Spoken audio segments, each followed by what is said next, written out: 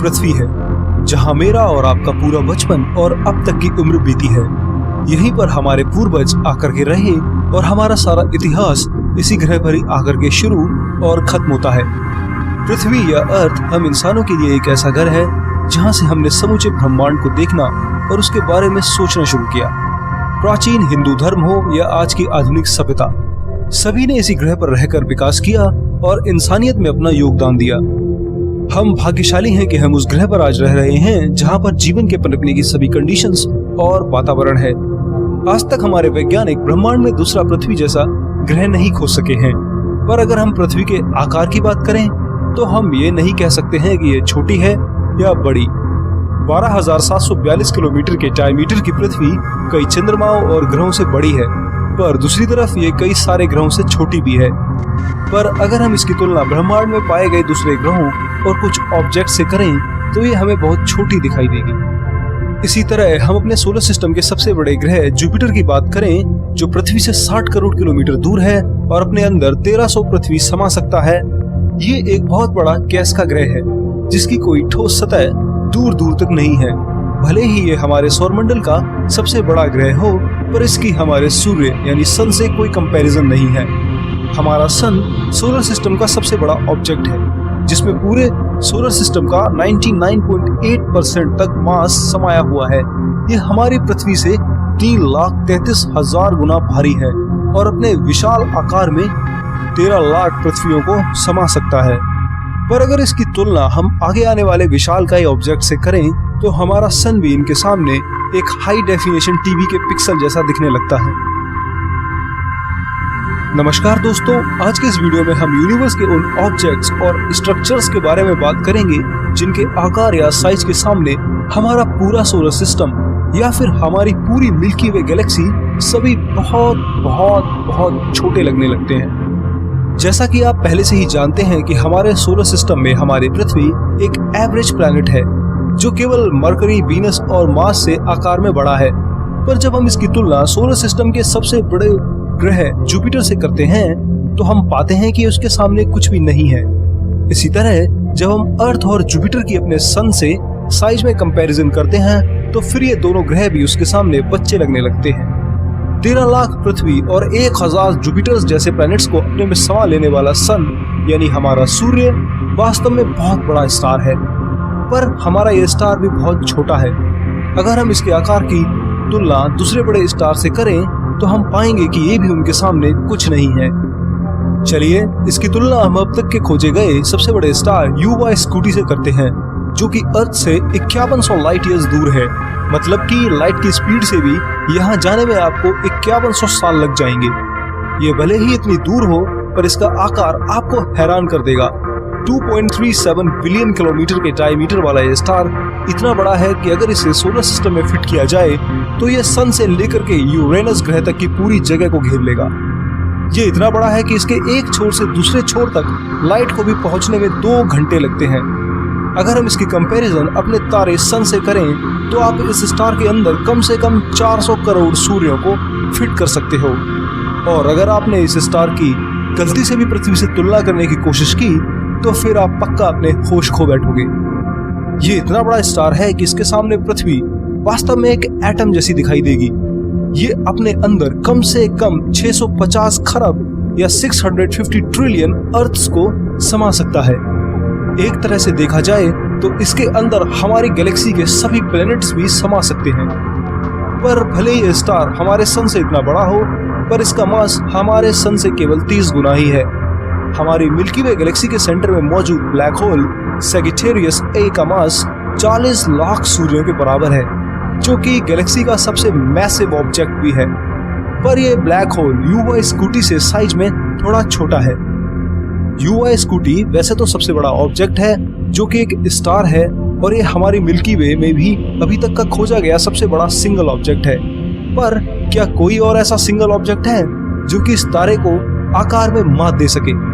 तो इसका जवाब है हाँ। अर्थ से 10.7 बिलियन लाइट ईयर दूर टॉन 618 या TON 618 नाम का एक ऑब्जेक्ट है जिसे वैज्ञानिक क्विज़ार भी कहते हैं। ये एक तरह से एक बहुत बड़ा अल्ट्रा मैसिव ब्लैक होल है जो कि एक बहुत बड़ी डिस्क से घिरा हुआ है। क्वेज़ार यूनिवर्स के सबसे चमकीले ऑब्जेक्ट होते हैं क्योंकि ये तारों को खाकर चमकीले बनते हैं।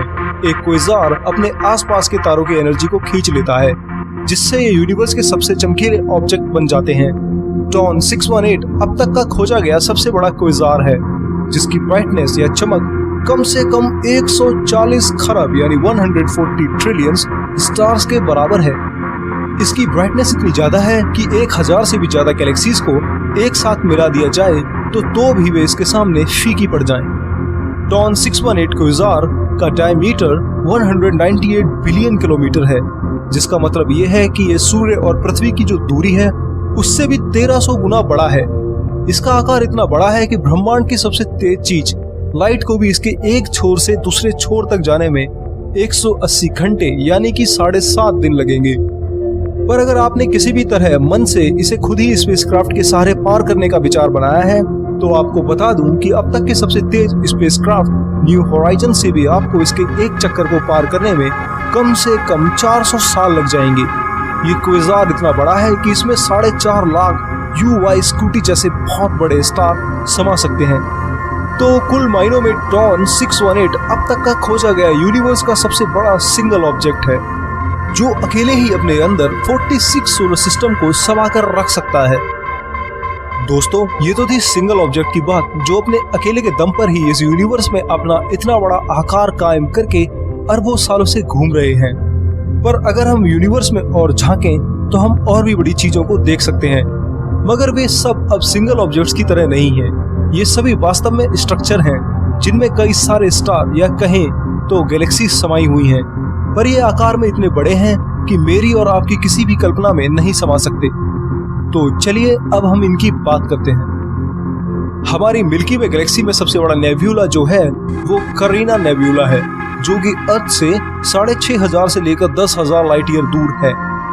ये नेब्यूला एक स्ट्रक्चर है, जिसका मतलब है कि इसके अंदर हजारों तारों की धूल समाई है, जो कि इन तारों के सुपरनोवा धमाके के बाद बच जाती है। ये धूल या डस्ट के बादल इतने बड़े हो जाते हैं कि कई सौ लाइट ईयर तक इनका फैलाव होता है। करीना नेब्यूला भी इसी तरह कई तारों की धूल से बना नेब्यूला है, जो कि 460 लाइट ईयर में फैला हुआ है। ये नेब्यूला यूनिवर्स के सबसे बड़े ऑब्जेक्ट डॉन 618 से भी 22,000 गुना बड़ा है। पर यह नेब्यूला भी कुछ नहीं है, ये तो हमारी यूनिवर्स के स्ट्रक्चर की शुरुआत भर है। इस नेब्यूला के बाद आती है हमारी मिल्की वे गैलेक्सी, जो कि 1 लाख लाइट ईयर्स में फैली हुई है, जिसके अंदर कम से कम 500 अरब से ज्यादा स्टार्स और सैकड़ों नेब्यूलाज हैं। मिल्की वे गैलेक्सी करीना नेब्यूला से आकार में करीब 230 गुना बड़ी है। मिल्की वे के बारे में एक फैक्ट ये भी है कि हम आज तक कभी भी इसकी रियल इमेज नहीं ले सके और ना ही कभी ले पाएंगे, क्योंकि हम मिल्की वे गैलेक्सी के जिस हिस्से में रहते हैं वो बहुत छोटा है और हम केवल मिल्की वे का एक हिस्सा ही देख पाते हैं। आज तक वैज्ञानिकों ने जो भी मिल्की वे गैलेक्सी की इमेजेस ली हैं वो दूसरी स्पाइरल गैलेक्सीज की हैं, पर इतने बड़े आकार की मिल्की वे गैलेक्सी भी इस यूनिवर्स में नहीं टिक पाती है। गैलेक्सीज की बात करें तो IC1101 अब तक की खोजी गई सबसे बड़ी गैलेक्सी है, जो कि पृथ्वी से 100 करोड़ लाइट ईयर्स दूर है। मतलब कि हम टेलीस्कोप से जब भी इस गैलेक्सी को देखते हैं तो हम इसे 100 करोड़ साल पीछे क्या ही देख पाते हैं। ये गैलेक्सी 40 लाख लाइट ईयर्स में फैली हुई है, जिस वजह से ये हमारी मिल्की वे गैलेक्सी से 40 गुना बड़ी है। और इसकी खास बात यह है कि इस गैलेक्सी में 100 ट्रिलियन या 100 अरब से ज्यादा तारे हैं, जो कि हमारी मिल्की वे की तुलना में 300 गुना ज्यादा है। लोकल ग्रुप जिस सुपर क्लस्टर का हिस्सा है उसे वैज्ञानिक लानिए का सुपर क्लस्टर कहते हैं। ये सुपर क्लस्टर इतना बड़ा है कि आपके होश उड़ा देगा। लगभग 5 करोड़ 20 लाख लाइट ईयर्स में फैला लानाई का सुपर क्लस्टर 1 लाख गैलेक्सीज का घर है। इसमें हमारा local group Virgo super cluster और दूसरे सभी छोटे और बड़े क्लस्टर्स शामिल हैं। इसी कड़ी में जो अब तक का खोजा गया सबसे बड़ा सुपर क्लस्टर है वो खेलियम सुपर क्लस्टर है, जो करीब 91 करोड़ लाइट ईयर्स में फैला हुआ है और हमारे लानाइका सुपर क्लस्टर से 1.7 टाइम्स बड़ा है। पर यह सुपर क्लस्टर भी यूनिवर्स के आकार के सामने कुछ नहीं है। यूनिवर्स में जो अभी तक का खोजा गया सबसे बड़ा स्ट्रक्चर है वो 10 बिलियन लाइट ईयर में फैला हुआ है। इसका मतलब है कि अगर आप इसके एक सिरे से दूसरे सिरे तक लाइट की सबसे तेज स्पीड से भी ट्रेवल करेंगे तो भी आपको 10 अरब साल लग जाएंगे। इस महाविशाल का स्ट्रक्चर का नाम है हरक्यूलियस कोरोना बोरेलिस ग्रेट वॉल। ये थोड़ा अजीब नाम है क्योंकि ये ग्रीक गॉड पर रखा गया है। ये स्ट्रक्चर इतना बड़ा है कि इसमें करीब 10 अरब से ज्यादा छोटी और बड़ी गैलेक्सीज शामिल हो सकती हैं। अगर इसके डायमीटर की तुलना हम मिल्की वे से करें तो ये उससे 1 लाख गुना बड़ा है। पर वॉल्यूम की बात करें तो ये अपने अंदर ऐसी 400 खरब यानी 400 ट्रिलियन गैलेक्सीज को समा सकता है। आपको बता दूं कि मिल्की वे एक एवरेज गैलेक्सी है। ये ना तो ज्यादा बड़ी है और ना ही छोटी है। फिलहाल ये सुपर स्ट्रक्चर ही यूनिवर्स में खोजा गया अभी तक का सबसे बड़ा स्ट्रक्चर है। पर हम ये नहीं कह सकते हैं ये कब तक सबसे बड़ा बना रहेगा, क्योंकि आए दिन वैज्ञानिकों को यूनिवर्स में नई नई हैरान कर देने वाली चीजें मिलती ही रहती हैं। दोस्तों, इस वीडियो में इतना ही। यहाँ मैंने यूनिवर्स में खोजे गए अभी तक के सबसे बड़े सिंगल ऑब्जेक्ट्स और स्ट्रक्चर्स की बात की है।